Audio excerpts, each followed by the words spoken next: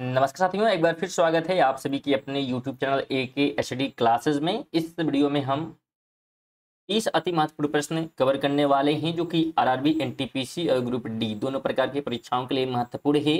और इस वीडियो में सामान्य ज्ञान और प्लस विज्ञान दोनों प्रकार के जो है प्रश्न शामिल किए गए हैं जो कि रेलवे के नए पैटर्न पर आधारित हैं। तो बिल्कुल वीडियो को अंत तक जरूर देखें, बीच में स्किप ना करें, शुरू से अंत तक देख कर जाएं और सभी का मॉक टेस्ट जरूर दें और चेक करें कि आप 30 में से कितने प्रश्न सही कर पा रहे हैं। पहला क्वेश्चन है कि चंद्रगुप्त का पुत्र डैश मौर्य साम्राज्य के सिंहासन पर बैठने वाला दूसरा शासक था। तो चंद्रगुप्त का पुत्र बताना है कौन है, बस इतना सा आपसे क्वेश्चन कर रहा है। तो चंद्रगुप्त का जो पुत्र था वो कौन था, तो बिंदुसार। बिंदुसार जो है मौर्य साम्राज्य के सिंहासन पर बैठने वाला जो है दूसरा क्या था, तो शासक था। चलिए आगे बात करते हैं। सेकंड है कि मंत्री परिषद सामूहिक रूप से किसके प्रति उत्तरदायी है। तो जो मंत्री परिषद होता है वो सामूहिक रूप से जो है उत्तरदायी होता है लोकसभा के प्रति। ऑप्शन नंबर ए बिल्कुल राइट हो जाएगा, जितने भी लोग ए पर जा रहे हैं। चलिए अगले क्वेश्चन की बात करें तो भारतीय अर्थव्यवस्था के संदर्भ में निम्नलिखित में से कौन सा प्राथमिक क्षेत्र के अधीन आता है। तो प्राथमिक क्षेत्र के अधीन की बात कर रहा है तो प्राथमिक क्षेत्र में आता है कृषि। ऑप्शन डी हो जाएगा।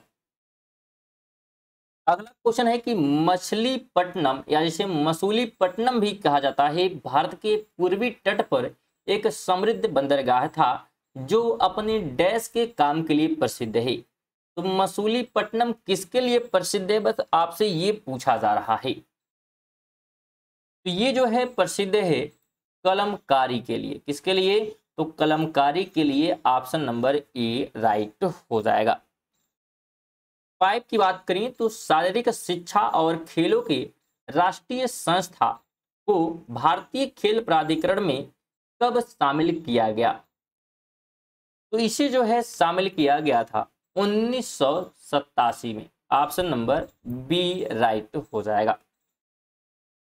6 की बात करते हैं तो वर्तमान के पश्चिमी उत्तर प्रदेश, मध्य प्रदेश और पंजाब के कुछ हिस्सों में 1830 में डैश को शुरू किया गया था।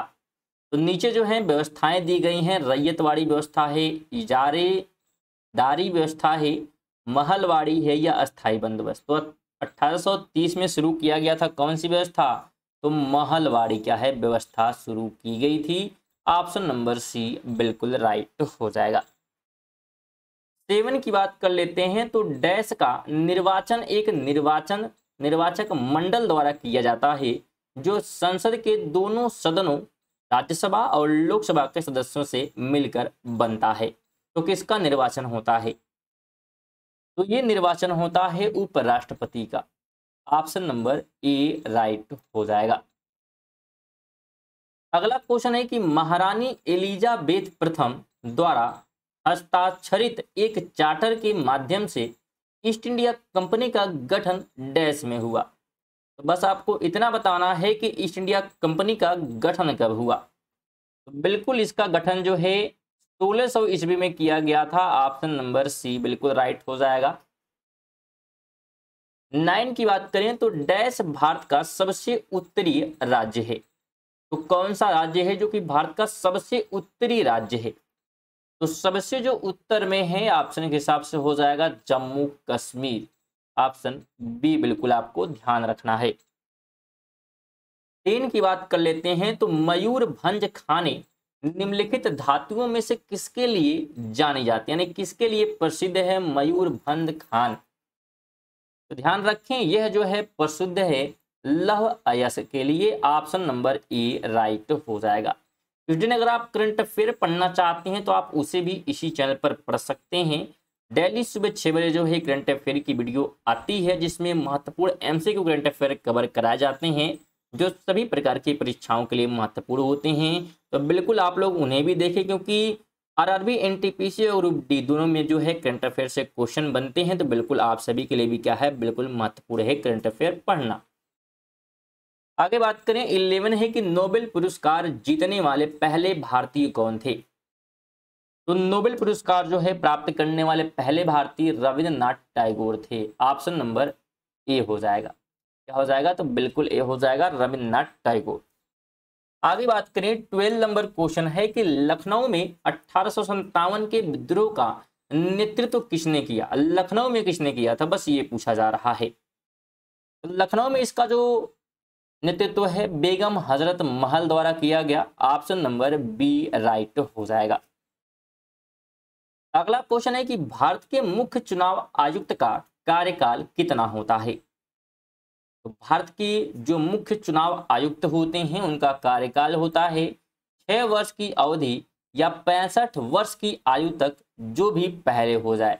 इस समय तक क्या है वो कार्य कर सकते हैं, 6 वर्ष से कंप्लीट हो जाए या 6 वर्ष कंप्लीट नहीं, उनका एज हो गया 65 वर्ष, तभी क्या है उनको रिटायरमेंट मिल जाएगी। आगे बात करें तो स्वेज नहर जो कि वाणिज्य के लिए अत्यंत महत्वपूर्ण है, निम्नलिखित में से किस देश में बनाई गई थी?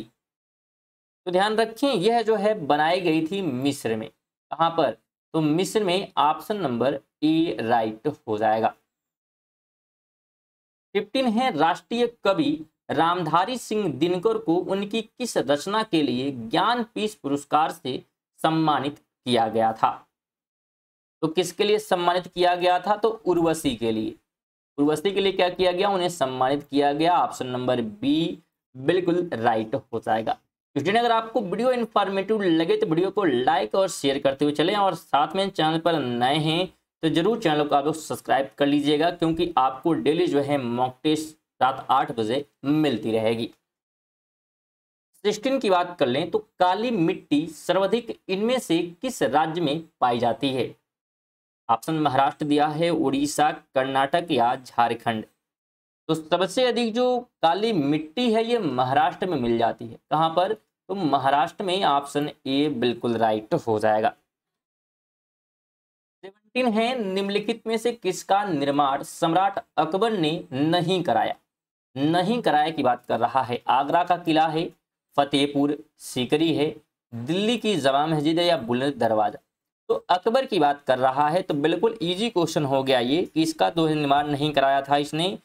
तो दिल्ली की जो जामा मस्जिद है, ठीक है, इसका निर्माण किसने नहीं कराया था? एक मिनट, यहाँ पे क्वेश्चन कराने के लिए किसका निर्माण सम्राट अकबर ने नहीं कराया? तो अकबर ने नहीं कराया है, ये क्या है पूछा जा रहा है। तो बिल्कुल इसका आंसर क्या हो जाएगा? तो बिल्कुल स्टूडेंट इसका राइट ऑप्शन क्या होगा? तो बिल्कुल सी ऑप्शन ही होगा कि दिल्ली की जो जामा मस्जिद है, क्योंकि इसका जो निर्माण है ये शाहजहां ने करवाया था। किसने करवाया था? तो शाहजहां ने। ऑप्शन नंबर क्या हो जाएगा? तो बिल्कुल बी आपको ध्यान रखना है। मुगल बादशाह शाहजहां ने जो है दिल्ली का जो है निर्माण कराया था जामा मस्जिद का, और ये मस्जिद जो है 1650 से 1656 के बीच में है बनाई गई थी। 18 की बात कर लेते हैं तो ग्रेनाइट चट्टानें किस प्रकार की चट्टानें होती हैं?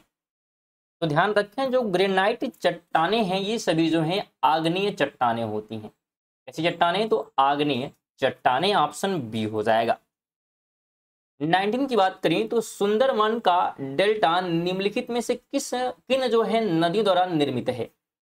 सुंदरवन का डेल्टा जो है बना है तो किस नदियों के द्वारा बनाई गई है? तो यह बना है गंगा और ब्रह्मपुत्र नदियों के द्वारा। ऑप्शन नंबर बी राइट हो जाएगा। 20 की बात करते हैं तो डैश के बाद से भारत में आर्थिक सर्वेक्षण को केंद्रीय बजट से अलग कर दिया गया।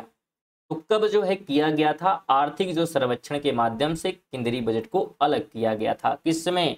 तो वो सन था 1964 का। ऑप्शन सी हो जाएगा। 21 है कि भारत के किस वर्ष संयुक्त राष्ट्र संघ में शामिल हुआ था? भारत जो है संयुक्त राष्ट्र संघ में कब शामिल हुआ था? तो 1945 में शामिल हुआ था। ऑप्शन नंबर ए बिल्कुल राइट हो जाएगा। आगे बात करते हैं 22 है, निम्नलिखित में से किस उपकरण का उपयोग हवा या गैस की आर्द्रता को मापने के लिए किया जाता है? तो बताने का प्रयास करिएगा किसका उपयोग होता है। तो इसके लिए प्रयोग होता है, बात हो रही थी निम्नलिखित में से किसका उपयोग हवा या गैस की आर्द्रता। तो आर्द्रता के लिए जो है आर्द्रता मापी का प्रयोग होता है, डी ऑप्शन राइट हो जाएगा। 22 है कि परिपथ में विद्युत धारा को डैश द्वारा मापा जाता है। तो कैसे मापते हैं हम विद्युत धारा को, तो उसके लिए प्रयोग होता है अमीटर का। किसका, तो अमीटर का प्रयोग होता है, ऑप्शन बी हो जाएगा। 24 है कि विद्युत विभवांतर का एसआई मात्रक क्या है। विद्युत विभवांतर का एसआई मात्रक की अगर हम बात करते हैं तो वोल्ट होता है। क्या होता है, वोल्ट, ऑप्शन सी हो जाएगा। 25 है कि डैश आवर्त सारणी पर 17वें समूह में स्थित है। तो 17वें जो समूह में है क्या है बताने का प्रयास करें, तो उसमें जो है सभी जो है हाइड्रोजन तत्व उपस्थित हैं। क्या है, हाइड्रोजन तत्व।